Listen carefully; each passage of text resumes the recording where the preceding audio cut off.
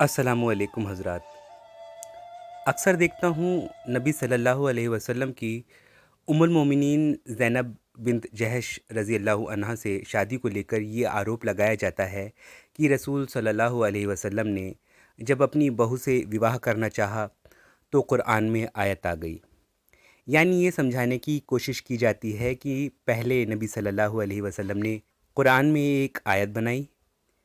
कि नबी सल्लल्लाहु अलैहि वसल्लम को ज़ैद रज़ी अल्लाहु अन्हु की तलाकशुदा बीवी से शादी करनी चाहिए, और फिर अल्लाह का आदेश बताकर नबी सल्लल्लाहु अलैहि वसल्लम ने ज़ैनब रज़ी अल्लाहु अन्हा से शादी कर ली, जो आप सल्लल्लाहु अलैहि वसल्लम की ख़ुद की मर्ज़ी थी, अल्लाह का आदेश नहीं था। पहले तो आप कुरान की आयत पर ही नज़र डाल लें, इसी में सारा खुलासा भी है मामले का। ये सूरह अहज़ाब यानी सूरह नंबर 33 की 37वीं आयत है। और जब तुम उस शख्स से जिस पर खुदा ने एहसान किया और तुमने भी एहसान किया ये कहते थे कि अपनी बीवी को अपने पास रहने दे और खुदा से डर, और तुम अपने दिल में वो बात पोशीदा करते थे जिसको खुदा जाहिर करने वाला था, और तुम लोगों से डरते थे, हालांकि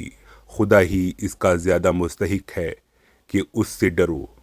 फिर जब जैद ने उससे कोई हाजत मुताल्लिक न रखी,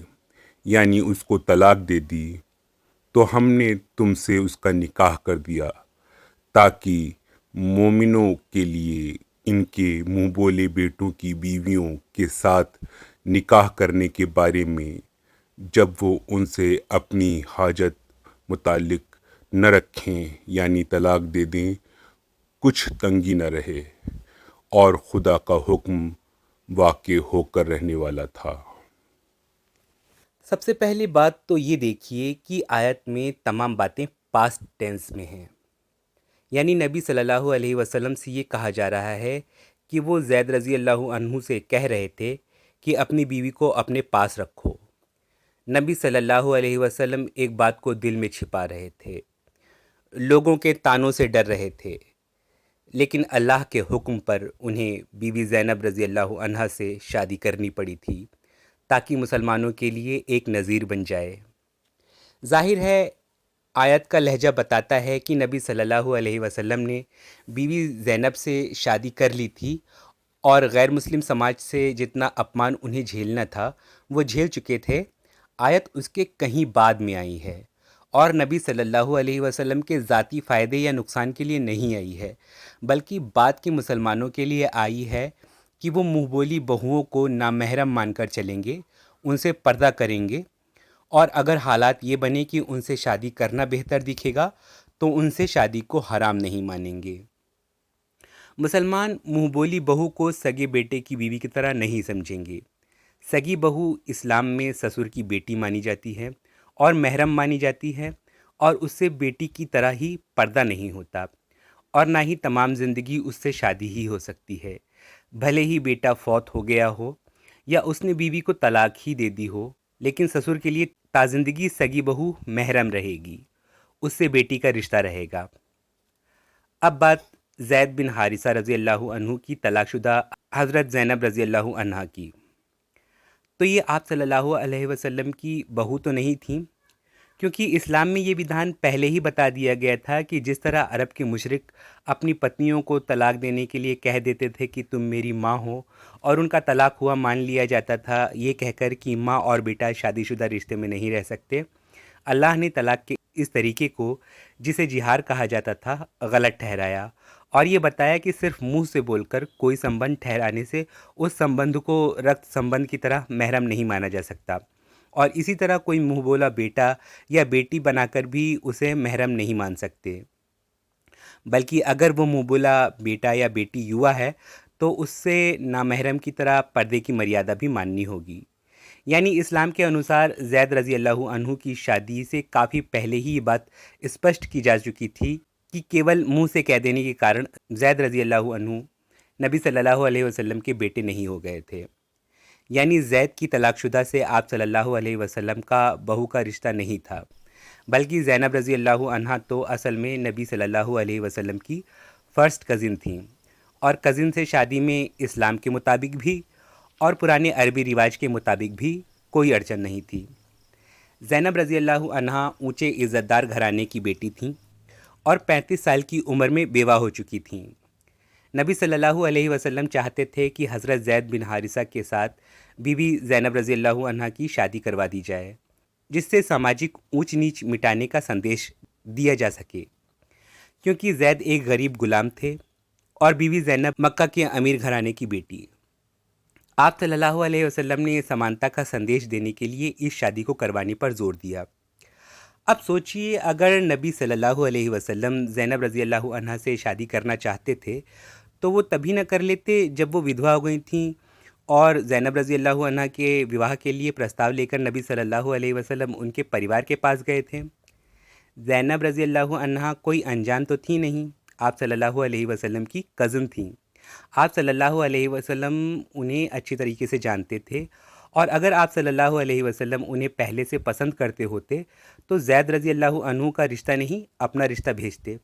जिसे फ़ौरन कबूल भी कर लिया जाता, क्योंकि अब सल्लल्लाहु अलैहि वसल्लम मक्का के प्रतिष्ठित और सम्मानित हाकिम थे और बीवी ज़ैनब भी ऊंचे ख़ानदान में शादी की ख्वाहिशमंद थीं, इसलिए वो भी नबी सल्लल्लाहु अलैहि वसल्लम से सहर्ष शादी करतीं। लेकिन नबी सल्लल्लाहु अलैहि वसल्लम ने ज़ैनब रज़ी अल्लाह अन्हा से खुद शादी नहीं की।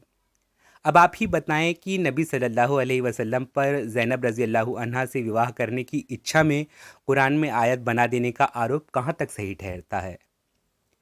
खैर,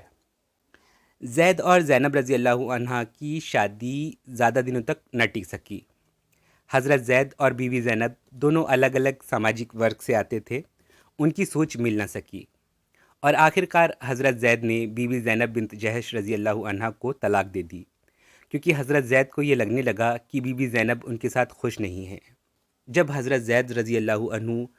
ज़ैनब रज़ी अल्लाह अन्हा को तलाक देने का इरादा कर रहे थे तो ये खबर पाकर आप सल्लल्लाहु अलैहि वसल्लम ने ज़ैद रज़ी अल्लाह अन्हु को बहुत रोका कि अपनी बीवी को तलाक न दो, अपने साथ रखो, जैसा कि थोड़ी देर पहले आप सूरह अहज़ाब की उस आयत में सुन भी चुके हैं।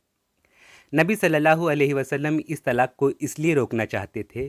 क्योंकि जब इस तलाक की बात उठने लगी तो अल्लाह ने नबी सल्लल्लाहु अलैहि वसल्लम को इशारा दे दिया था कि अगर ज़ैद रज़ी अल्लाह अन्हु ने अपनी बीवी को तलाक दी तो नबी सल्लल्लाहु अलैहि वसल्लम से ज़ैद की तलाकशुदा की शादी कराकर अल्लाह मक्का वालों की पुरानी प्रथाओं को तोड़ने की मिसाल पेश करेगा, जिन प्रथाओं के तहत समाज बहुत सारे जायज़ विवाहों को होने से रोक रहा था और जायज़ विवाहों को नाजायज़ बताकर तलाक करवा दे रहा था। असल में देखा जाए तो ज़ैद रज़ी अल्लाह अन्हु की तलाकशुदा से आप सल्लल्लाहु अलैहि वसल्लम की शादी कराने वाली ये आयत इसलिए नहीं आई कि नबी सल्लल्लाहु अलैहि वसल्लम बीवी ज़ैनब रज़ी अल्लाह अन्हा से शादी करना चाहते थे, बल्कि ये आयत तो ये स्पष्ट करने आई है कि दुनिया के तानों से डरकर आप सल्लल्लाहु अलैहि वसल्लम इस शादी से हिचक रहे थे,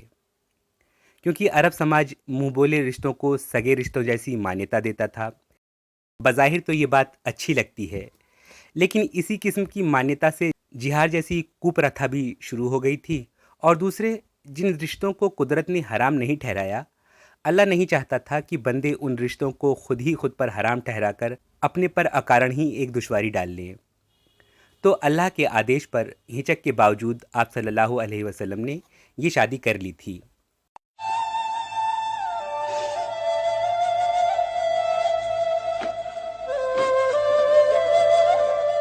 इस मिसाल को आप ऐसे समझ सकते हैं कि हमारे देश में आज भी ऐसे कई गांव हैं जहां दो अलग घरों के हिंदू युवक युवती आपस में शादी करना चाहते हैं और एक अच्छा जोड़ा होते हैं, लेकिन उनके गांव में एक गांव के तमाम लड़की लड़कों को आपस में भाई बहन मानने की प्रथा होती है और उनमें आपस में शादी को पाप ठहराया जाता है। तब उन लड़का लड़की के दिल पर क्या बीतती होगी ये वो ही जानते हैं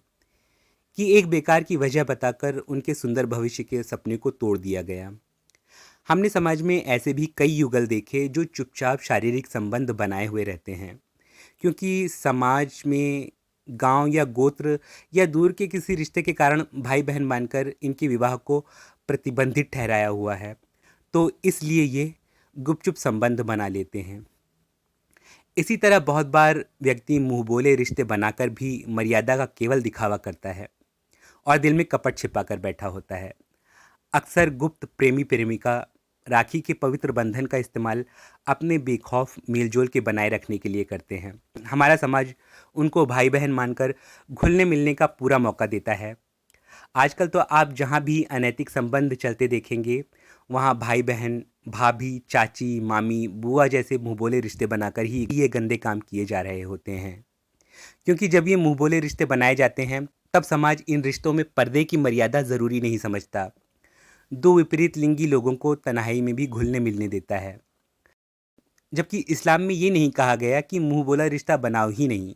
बल्कि कहा यह गया है कि आप प्यार और सम्मान से संबोधन जिसको चाहे जो दें और लोगों के साथ अच्छा प्रेम भरा व्यवहार ही करें।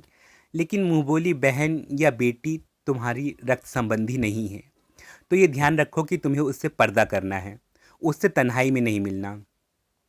ताकि इंसानी संबंध की पवित्रता हमेशा बनी रहे। और जब मुंह बोले रिश्तों की हुर्मत शून्य ठहरा दी गई, तो स्वाभाविक रूप से ऐसे रिश्तों में विवाह करने में भी कोई अड़चन न बची। सोचकर बताइए, एक अच्छी सुघड़ युवती जो इंसान के रूप में आपको बहुत पसंद है, पर उसको विवाह के लिए अच्छा रिश्ता नहीं मिल रहा, और आप पर ध्यान लोग इसलिए नहीं दे रहे क्योंकि आपकी माँ और उस युवती के पिता ने एक दूसरे के साथ केवल मुंह से बोलकर भाई बहन का रिश्ता बना लिया था। इसलिए उस युवती और आपको भी एक दूसरे का भाई बहन मान लिया गया है। हालांकि आपके दिल में उस युवती के लिए बहन जैसा भाव नहीं है। आप बताइए, ऐसा विवाह करने में कोई बुराई है क्या? या ऐसे विवाह में कानूनन या धार्मिक रूप से भी कोई अड़चन है? नहीं है। बस इतनी अड़चन है कि आपके घरों के लोगों ने मुंह से कुछ बोल दिया है, और अब चाहे सब लोग विवाह के इस मेल को करना भी चाहते हों, लेकिन जग हंसाई के डर से ये शादी कभी नहीं करेंगे।